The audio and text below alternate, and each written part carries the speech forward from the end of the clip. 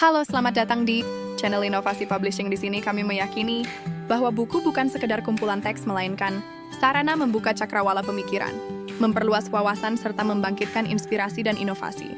Di balik aroma sedap makanan jalanan, warung rumahan, atau kafe kecil di sudut kota, tersimpan semangat juang para pelaku UMKM yang tak kenal lelah.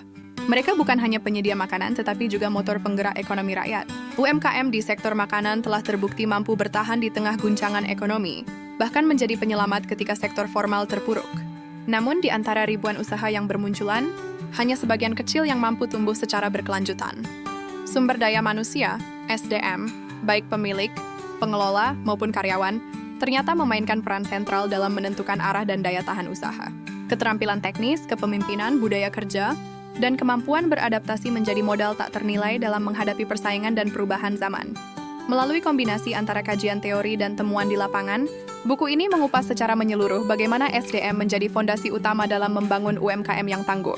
Ditemukan bahwa usaha yang memiliki manajemen SDM yang baik, pelatihan berkelanjutan, serta nilai-nilai kerja yang kuat cenderung lebih adaptif, inovatif, dan kompetitif.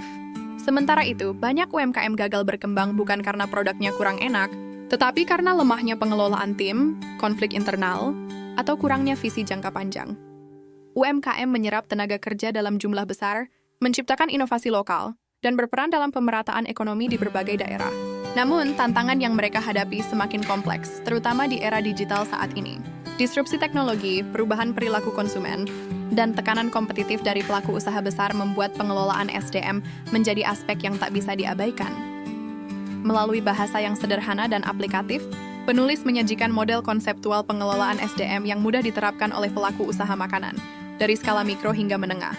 Dalam buku ini menjelaskan bahwa mengelola usaha makanan bukan hanya soal resep dan rasa, tetapi juga soal membangun tim yang solid, kepemimpinan yang visioner, dan budaya kerja yang sehat. Semua ini adalah kunci untuk bertahan dan tumbuh di tengah persaingan yang kian ketat.